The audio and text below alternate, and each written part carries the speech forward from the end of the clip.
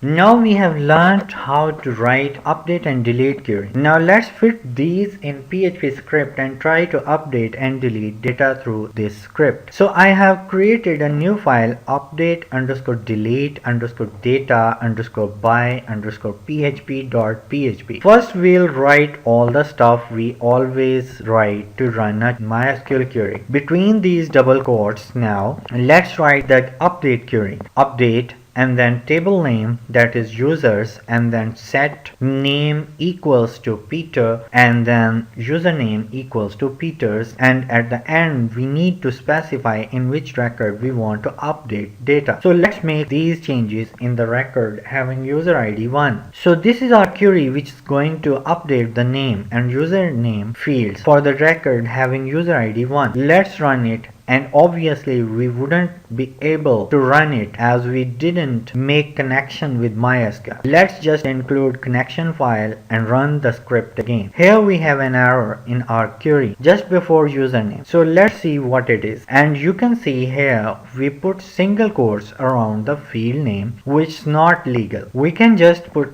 backtick or not. No any other punctuation marks here. Let's just correct these and put backtick for all. Let's refresh the browser and here we go. Query has been executed and the data should have been updated. Let's go to users table and browse it, and you can see our first record having user ID 1 has been updated. Now just comment out update query as we are going to write and execute only delete query now. So let's write the whole structure to execute a query within PHP. So here between double quotes we are ready to write delete query. Delete from users, the table name, as we want to delete a record from users table, will not run this query right now because this query will delete all the records from users table. So we need to specify a record. Let's just have a look at table. So here a record having user ID 3. Let's specify this in our query. So where user ID equals to 3. Let's run this query by refreshing our browser, and let's go to the table and refresh it. You can see the record having user ID 3 has been deleted. Really simple and straightforward. We have studied all of this in detail before. Now we want to create a user interface from where our website administrators can update and delete any record. Seems complicated, but it's really not. So the first thing we need is to create a PHP file where we'll display all the records of users table, and then with each record we'll display links to update and delete that specific record. Let's create a file update underscore delete underscore users.php. In this file we need to display all the users with their information in a table which we have already created in day 12. So let's use that. Just copy all the stuff and paste that in here. Let's require the connection file. Now we must check the output in the browser to see if everything is working fine. So everything is fine. We can see the data. We can display other information of users too, like joined. So create another th and joined.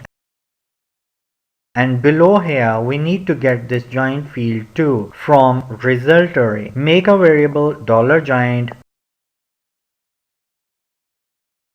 and let's just echo it below here. Let's refresh the browser and you can see joined fields data is visible now. Now the actual thing is to create links to update and delete specific data. Let's create another TD here. Just write update and then a non-breaking space and then delete. Here we need another th2 for this table data. Let's give the heading action. Now let's browse this to see the user interface. You can see it's getting developed. Although we haven't yet made update and delete words as links. Let's do it now. Just put a, that is the link tag, around both of these update and delete words. Now you can see by browsing we have made these as links. These are clickable. but not taking us anywhere as we did not provide any URLs. Now let's put the link of our file we created before, and that is update underscore delete underscore data underscore by underscore php.php. And you know, now these both links will take us to this page, but on that page we don't have any instructions coming from here what to do. So we need to send some data along with URL to let us know what to do when request arrives.